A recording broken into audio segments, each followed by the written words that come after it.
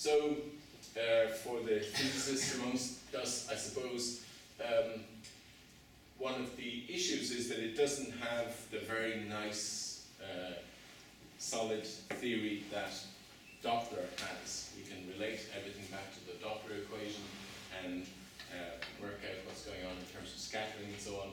With speckle, it doesn't have that solid background. It has some issues with biological zero in common with laser Doppler. This is where you block the supply of blood, but there's still some Doppler signal or some speckle, laser speckle blurring signal, if you like. And the reason for that, of course, is that the blood cells are moving around a little bit. You don't actually stop the movement. You have at least Brownian motion going on, even when you block that off. So maybe it's not a good idea to go too deeply into that. So this is the picture that I showed you on my finger here. And if you look at blue light, you see almost nothing would come through. And if you look at green light, you see something in between. So a little bit of light can go through. In very dark conditions with a very nice camera, you can see something. Actually here you're getting some kind of saturation, so that orange color is not real, but that's more or less what you see. So there's no shadow, and even if I used white light, I would get this picture, because none of the blue light would come through. The green light would be so low that you wouldn't notice it in this picture.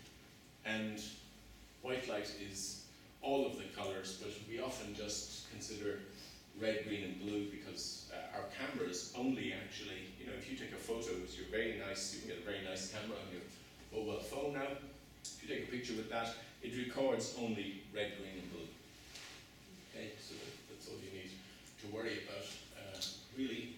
But the important thing is that this is a very short wavelength, that's slightly longer, that's slightly longer, and if you go to the infrared, there's even less or more light will come through. Okay. And if you look at the human breast, for example, you will see that here is blue at 400. So 4 to 500 is about where blue is. 5 to 600 is green, and 6 to 700 is red. The rest of this is infrared, and the rest of this here is ultraviolet. So this is a log scale, so this is 1, this is 10, 100, 1,000.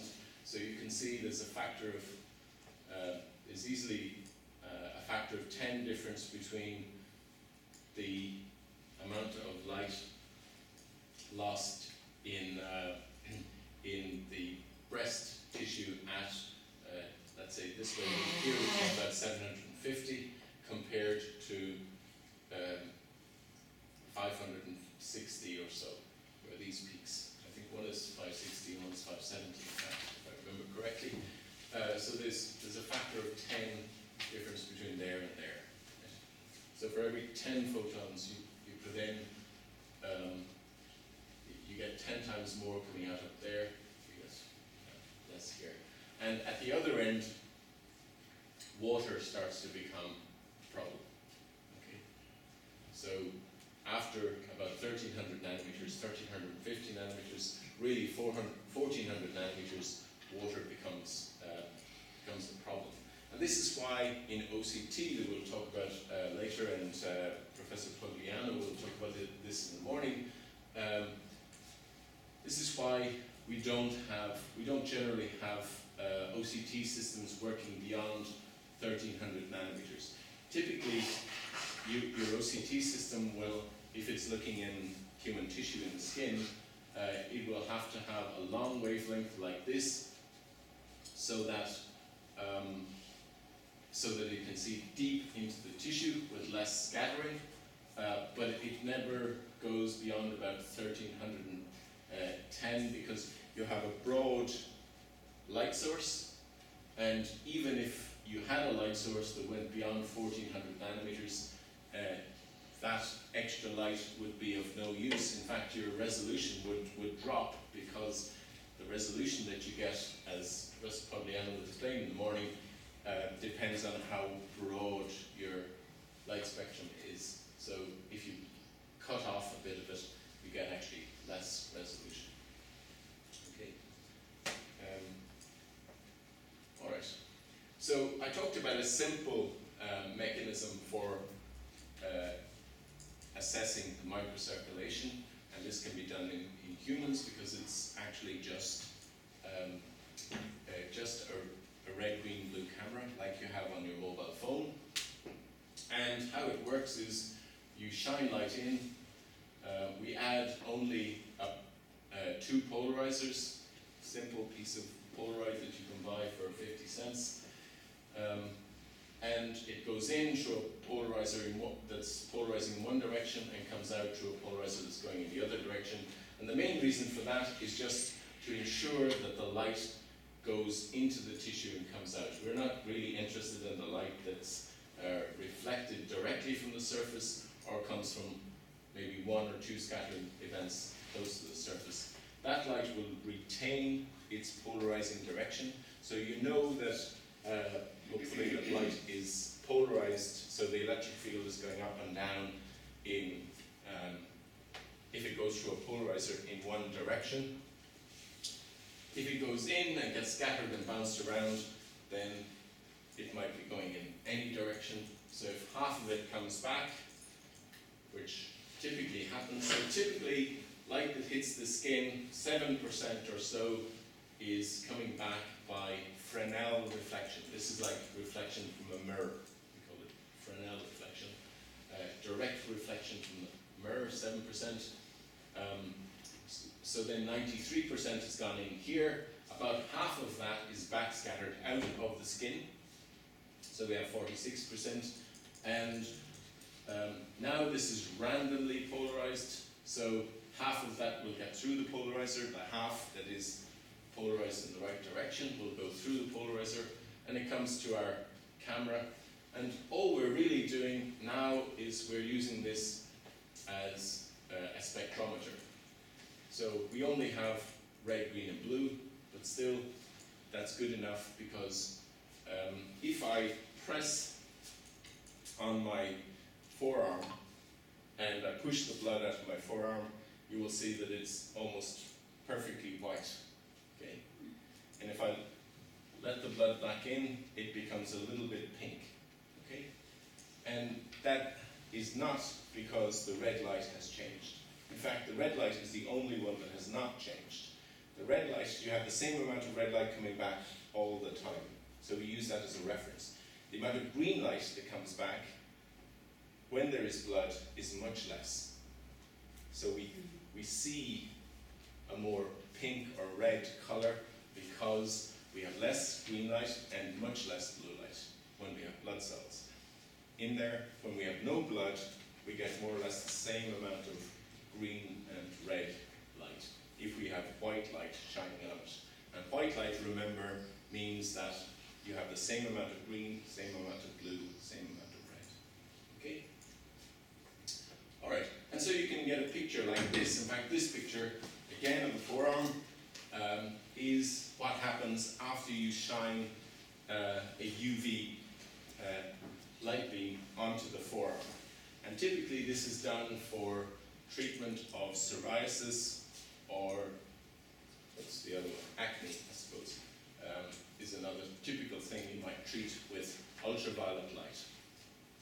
And so you have a beam of light which is bright in the center, and then the brightness falls off towards the outside of the beam.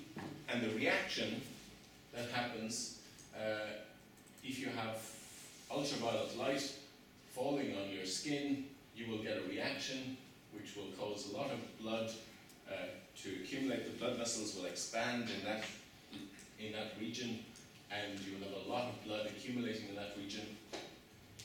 And whereas there is a lower dose of UV light, you will have a smaller reaction. So you will find, if we add up the reaction in each of these rings as we go out, and we plot it along here, we see that the fall off there is actually quite similar to the dose of light that you get. And it turns out that we can use that then to find out what is the minimum dose of UV light to cause a reaction in you, in the individual. Okay, if we try this experiment on you or on me, we will get, perhaps on you, we will find that, so this is the distance from the center.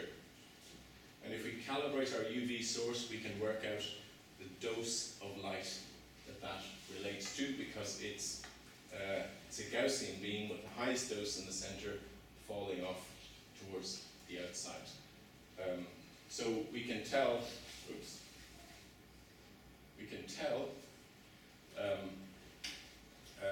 how much light caused a dose here, or caused this reaction here. So this is the minimum dose of light, where that line comes back to normal. It's not, the amount of blood in the area is not different to normal.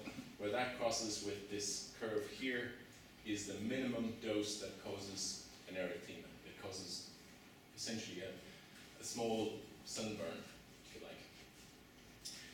So for that person, the reaction is smaller. So you need a bigger dose of light to cause the same reaction. For this person, they both got the same dose, I think in this case, yeah, the same dose. So this person has a much bigger reaction to the light than this one. And so a much smaller amount of light further out from the center is causing this erythemal reaction. So their minimum erythemal dose is much smaller than it is for this person. And of course, if there was a curve in here, that person needs a higher dose to have the same effect, let's say. Okay, and why is that important? Well, it's important because you want to be sure that you're making a treatment that is useful for the patient, right? That it's going to cause a reaction, but you don't want to burn any of the patients. Okay. All right. So if you think about the postdocs in my lab, here they are. Somebody's wait. Okay. Not exactly. So this is what people think of as a typical Irish girl with red hair, blue eyes, and burns immediately in the sun. So 15 minutes out here, and you know, arrobusta in Italian. So yeah, like a lobster. Yeah. In 15 minutes. Okay. And for this, this is a Fitzpatrick skin type 1. Okay, so these are the Fitzpatrick skin types. That's the clinical measure of how quickly people burn, the skin type. This is type 2. So blonde hair, blue or green eyes, burns in maybe 40 minutes or 45 minutes, and so on. You can see that's the idea that the further along this chart you go, then the higher the dose is required to cause a burn. So they should have a higher erythemal dose. Yeah. And of course, each of these, one of the important characteristics here is that the amount of melanin in the skin is increasing as you go along.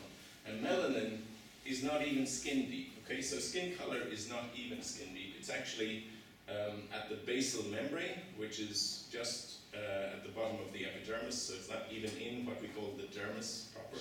So it's really a very superficial thing, and it's there, of course, specifically to prevent large amounts of ultraviolet light to get deep into the skin. Yeah. The reason is that melanin absorbs the ultraviolet instead of letting it pass. Yeah, it absorbs the ultraviolet. So if you look at the spectrum for melanin, it looks something like this. So this is wavelength, and let's say this is 1,000 nanometers.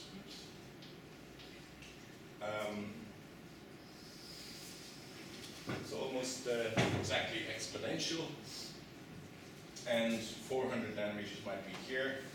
This is the lowest that you can see, the shortest wavelength that you can see, and so everything up here is UV, and it goes on like that, UV. So the absorption here is very, very high. Okay, it's not so absorbing so much in the infrared, which is why we can use OCT and other optical methods to look inside the tissue if we use wavelengths down there, without a big impact on the skin color, or without the skin color having a big impact. But this is designed, this melanin is designed to block this band, this wavelength band, which is dangerous, as you know. So that's the light. The light that we're talking about is ultraviolet, so it's probably down here in the UVB range. It's UVB they use for the treatment, I think.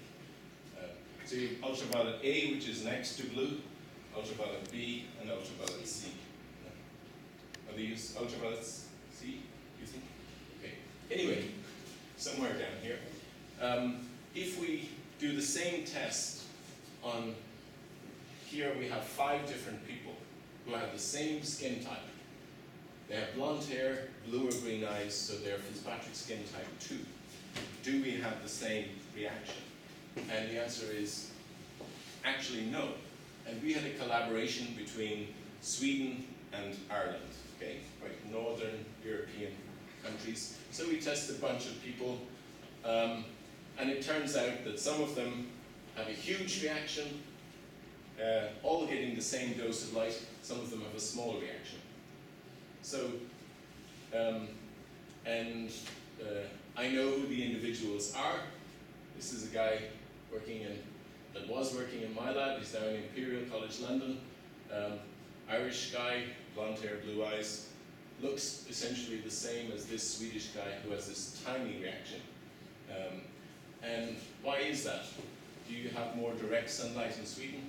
Actually, you do have more direct sunlight in Sweden. You also even have a reflection of the ultraviolet light from the snow in the winter and so on. So in Ireland, we seem to have evolved not to work, and we have lost this ability to cope with large amounts of ultraviolet light, which is a problem now because you can fly to places that have lots of sunshine, and it's a big problem. And we have a lot of skin cancers because that's so Irish and Scottish and so on. But Swedish people seem to tan more easily, and so if you treat them with the same, these 2 guys with the same dose of light, you're going to burn this guy, and maybe you're not going to have any effect on this guy. So you will find that you need 2 or 3 treatments before, or at least how they used to do it, 3 or 4 treatments before you'd figure out what is the right dose. Now you can check in advance and tell that you need to be much more careful with this guy. Start off with a very low dose. You can give quite a high dose to this person from the beginning. Okay. And now there are a lot of developments using smartphones, and the great thing about smartphones is that we think of them as being very cheap technology. You know, everybody has a smartphone, so it sounds like it's something that's very cheap. But what I always say to people is that if I asked Samsung to make this device and it didn't already exist, they would say okay, but it will cost maybe €1 billion. Okay, and there's at least €1 billion worth of investment in this, many times more than 1 billion at this point in time. It's as good as the computer was 3 years ago. So it has quad-core processors, and it has more things than those computers has. It has a very nice camera. It has GPS, and it has all kinds of extra things that you can use, which are useful for these kind of studies. So you can look at your ear membrane to see if there's a filament on the surface of that, which might be indicative of an ear infection. You can look at marks on the skin to see closely what is there, and does it look like a melanoma, for example, which is what you're really worried about, or some other skin cancer, which is also a problem, but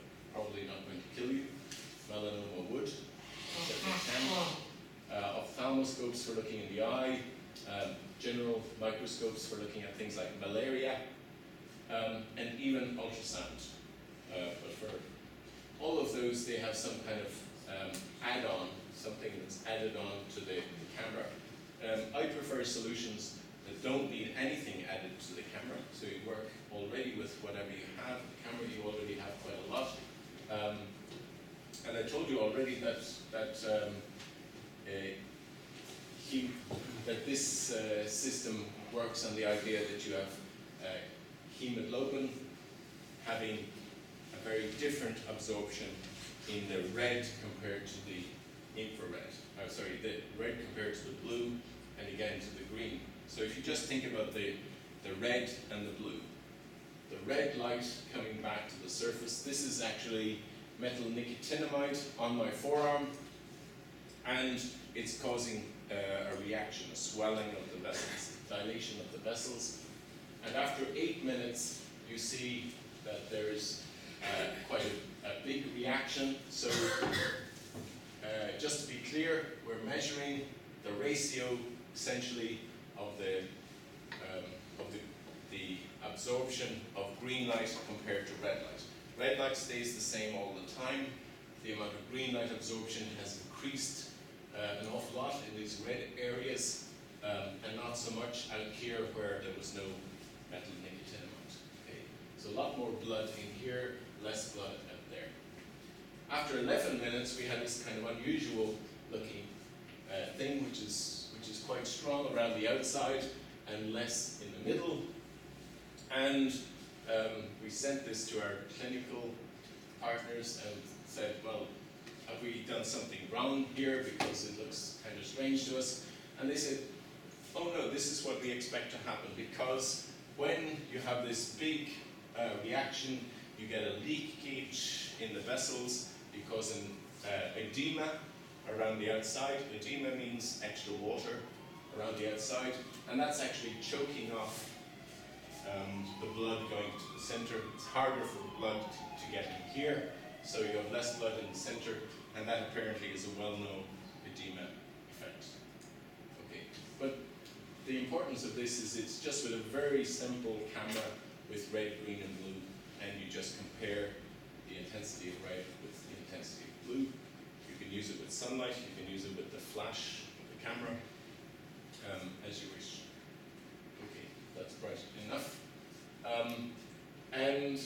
Another thing you can do with these things is measure the heartbeat, and we invented this back in 2010 in response to the World Health Organization. I don't know what they call it. It's like a decree or a declaration that resting heart rate on its own was a very good indicator of impending heart disease. And we thought, well, to measure resting heart rate, best thing to do is not to go to your doctor or to the nurse, which is an artificial situation, but to do it first thing in the morning when you wake up and you put your finger on your phone and it gives you a number, and now you can tell what is your resting heart rate. And if you change your lifestyle, you will find that number will go down over time. And that's great because it's an encouragement then to keep changing your lifestyle. You know, we sometimes when we are told to do things, to eat more healthily or take more exercise, we do it for a couple of months and then we get bored and say, oh, I'm not sure if it's getting better or not. But if you have a number, you say, oh, I got down to 70 beats per minute, and after another few months I got down to 65 beats per minute, you know, on average, and eventually to 60. You think, oh, this is really making a difference, and apparently that's enough to extend your life and give you a healthier quality of life over that period. There are many apps now that use our algorithm, and I think there are at least 100 million people using apps that measure your heart rate based on this idea. And it's integrated into the iOS and into the Samsung phones, higher end ones anyway. And last year, because of the Year of Light, we decided to make the code and these educational apps available to people for free. So not only can you download the app, but you can get the code as well. So if there are people interested in developing apps for mobile phones and playing around with them, and you can use it to do something else, all for free if you wish, and even if you go and sell it, good luck to you if you find a new way to use it. But it's these, if you look for GoPhoton on Google Play, you will find these apps. And it shows you how the thing works. Okay? The algorithm is quite simple. It just takes the amount of red light, subtract the amount of green light, and then divide by the amount of red plus green. That's the simplest version of the algorithm. And you get these kind of pictures then showing where the blood is, okay, at whatever you look at. Okay, maybe I shouldn't say too much about this because I think there will be a much better expert tomorrow morning to talk about it. Just to give you a general idea, optical coherence tomography is used to throw away all those scattered photons. So I'm going back to this again, but basically when you look at that, you know, if you take a microscope or a camera and you just take a picture of what's happening in my finger there, you have a very blurred picture. Because light is going in and it's bouncing around and it's coming back to the surface, and you don't know where exactly it's come from. In order to get around that, you have a system which throws away all the light that is, or avoids all the light that is bounced around and scattered. You pick out only the light that goes straight in and comes straight back. And then you can get pictures. Here was one of the first of the fovea at the back of the eye by Johannes de Boer. And the scheme shown here is a Michelson interferometer, which by scanning this mirror in and out, you see interference wherever there is a bright reflection. So if there's a reflection here or a reflection there, you see these bright areas of this interference happening. And that's one line into the tissue here. And if you scan along in that direction, you get what we call a B scan. And you can imagine if you scan in the third dimension, you get a 3D image. I won't say any more about that because it will be explained very nicely tomorrow, but it's important that you know something about it for the rest of what I say. So that's your A line. This is brightness, if you like, or intensity. This is your B scan, and this is a 3D image by scanning in the third dimension. Okay, I'm going to skip that completely and go on to this. Oh yeah, I like this image because for many reasons. The first reason is that these people here got the Nobel Prize for the blue LED. People might wonder why is the blue LED so important? Does anybody know why the blue LED was so important? Why didn't somebody get a Nobel Prize for the red light or the green LED, which was before that? Because it is where you can make white light. You can make white light. That's a very important aspect of it. And it actually took quite a long time to get to that point where you can make white light. In fact, it also was very important in making smartphones work, because we had lunch with this guy in San Francisco about a year ago. He gave a talk and he explained to us, Nakamura, that the Japanese companies had come to him and said, well, we want to make smartphones and we want to be able to see what's happening on the screen, but the only light source we have requires 100 volts. And we can't get a good white light source that, exactly that problem, which we can integrate into a smartphone. It's not really practical to have a smartphone operating at 100 volts. The efficiency is a problem. The shock value is a problem. Lots of problems with that. So that was actually quite an important consideration for him. So he was a very interesting character. But I probably shouldn't say much more about it because I realize I'm going to run out of time. If we look at imaging in general, so really important you concentrate for the next 5 minutes because this is my most important point that I want to make. Typically, in human imaging with MRI and ultrasound, and you can put X-ray CT and so on up here as well, and even PET scanning, you want to see deep into the body. But what you will notice, and what all the clinicians will know, is that if you do that, the best resolution that you can get is about 1 millimeter. Okay? All those big, sexy, physics-based equipment in your hospital are giving you a resolution of about 1 millimeter, right? But they can see 10 centimeters, that's 100 millimeters, 10 millimeters, 1 millimeter, and 0 here. So they can see 10 centimeters, 100 millimeters into the tissue, but they get a resolution of about 1,000 microns.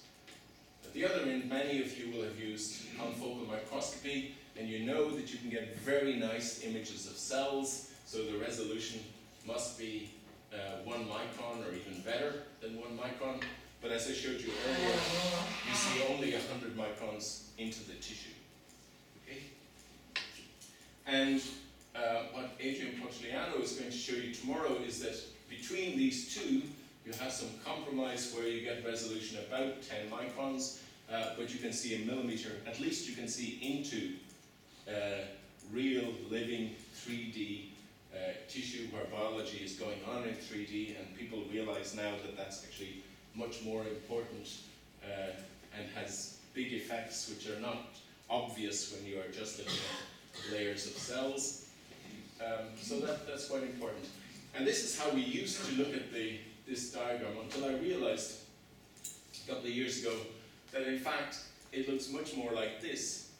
And there's some extraordinary line here across which none of these techniques can pass. And it's really important because ideally we would like to be able to see into a human body, and we'd like to be able to see cells in there. For example, in my university we do, my colleagues do a lot of work on regenerative medicine with stem cells. And now they have permission to inject the stem cells into the body, and they're trying to repair arthritis in the joints and muscle in the thigh and so on. And they said to me, Martin, we want to be able to see our stem cells inside the human body, and we want to be able to see the change in shape of the cells, because when they arrive where they should do their work, they should change shape and change into a different type of cell. So what they want is something that's here. But whenever I look at all the different techniques, I say, I don't know if that's possible, because if there's no technique that's getting across this line, then it's very difficult to have 1 millimeter or more depth and 1 micron resolution. So 1 millimeter and 1 micron would be about here. That's already not possible. They want to be able to see, inside the muscle, so 10 millimeters, which is not that much, but enough, to see the muscle here being repaired, the thigh muscle.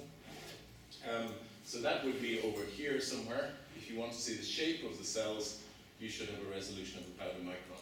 So that seems to be more or less impossible.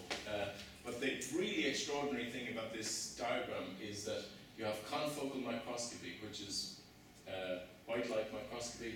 You have ultrasound. You have positron emission tomography, which is two antiparticles annihilating each other and generating gamma rays going different directions. You have MRI, which is precessing protons. Actually, I'm always reminded when I think of MRI. One of my predecessors in Galway, Joseph Larmour, developed the equation which relates the frequency of this precessing to the properties of the material that's inside. And the other thing is the magnetic field. So it's a nice three-letter equation, which is always very nice. So anyway, ultrasound, particles annihilating each other, protons precessing, optical coherence tomography, confocal microscopy, photoacoustics, they are all somehow blocked by this magic line here. And what that line means is that if you want to image 30 millimeters below the surface, then you get a resolution which is 30 millimeters divided by 200. If you want to image 3 millimeters below the surface, you get a resolution that is 3 millimeters divided by 200. What is that, 15 microns, maybe, something like that. If you want to image 1 millimeter below the surface, you get a resolution which is about 5 microns. So maybe Professor Pontiana tomorrow will try to tell us that OCT can do better than 5 microns at 1 millimeter depth in tissue. So this doesn't really apply in the eye because, okay, you could say I can get 10 micron resolution, 20 millimeters below the surface, but the eye is just, it's not a scattering medium. So that's kind of an exception. What about super resolution? Well, this guy was one of the first. In fact, Stefan will tell you that he's really the person who invented super resolution microscopy, and maybe he is, but these two guys also got Nobel Prizes, Eric Betzig and William Orner. This guy invented Szeged, and he was one of the people who was there the first time I showed that slide, and I thought he was going to ask me about super resolution microscopy or tell me I'm wrong. When it comes to super resolution microscopy, my technique is wonderful and can break this 200 pixels limit, but actually he wanted to talk about this app, which was a bit disappointing at the time. But I did go back and ask him, what about super resolution microscopy? And he told me, okay, the deepest we can see, he said, is on a mouse brain we were able to see 100 microns, 120 microns below the surface. And the axial resolution we got was about 400 nanometers. So this was not an experiment, it was his memory, but that would put it somewhere here, which is still close enough to this 200 pixel limit. So I think maybe it doesn't break that. He was born maybe 70 kilometers away from here. In Romania, Yeah. I guess, or Transylvania. Yeah, but it is at the border, so it's close by. Yeah, he's an interesting character. But anyway, so this still seems to me very extraordinary, and it's a huge challenge to anybody involved in imaging in the human body or in animals. And it's really, really important because more and more scientists have developed lots and lots of drugs and stem cell therapies and so on, and they work really nicely on the petri dish, with cells, and maybe in some kind of artificial laboratory circumstances. But what they really want to know is what happens when you put this into a human being. And if you want to know what happens when you put something into a human being, you should be able to have a technique that is able to give you this kind of depth and resolution. Ideally you'd like to see at least a millimeter, and you would like to have a resolution that's better than 1 micron. And currently we're talking about, for 1 millimeter, we're talking about 5 microns, 1 millimeter divided by 200. So that's a big, big challenge, I think, for our field. So that was my most important point of this discussion. So you can go back to sleep now. One thing that we have done to try to get around this problem, because we see that if nobody has solved it before, then probably it's going to be very difficult for us to solve the problem, is if we cannot actually see properly, maybe we can do something like what people do for proteins. You know when you look at the structure of a protein, you know those nice diagrams of the structure of a protein. You know that that's not a real image. But this is, how do you get the structure of a protein? From X-ray, okay. But it's not an X-ray image. It's basically a cartoon that's drawn to represent what the protein must look like to give the scattering that you get from an X-ray.